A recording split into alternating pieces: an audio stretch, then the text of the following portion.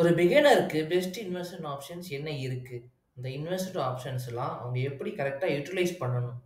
இத பத்தி தெரிஞ்சுக்க நம்ம எக்ஸ்பெர்ட் மிஸ்டர் ஜிதேந்தர் நம்மள கைட் பண்ண இருக்காரு. ஜிதேந்தர், நீங்க டேக் ஓவர் பண்ணலாம். அகைன் இட் சேஞ்சஸ் என்னன்னு கேட்டீங்கன்னா, இது அகைன் அவங்களோட கோல் என்ன, அவங்களோட இது என்னன்றத டிபெண்ட் பண்ணி தான் நம்ம குடுக்க முடியும்.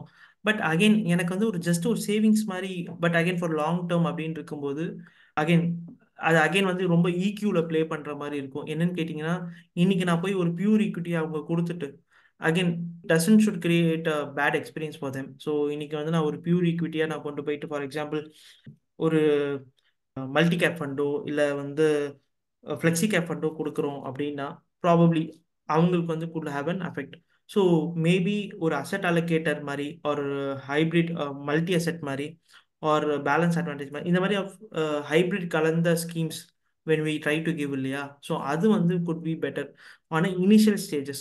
But again, once they know better, then probably they could shift into the some other funds which adopt to their particular asset allocation type.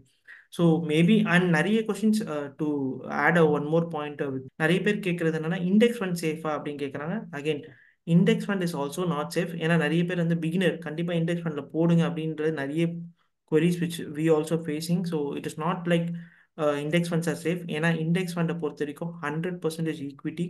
So again it is more can be more volatile. Whereas you come into the hybrid funds பொறுத்த வரைக்கும் it could have a mixture of equity, debt and gold or any other asset class based on your fund selection.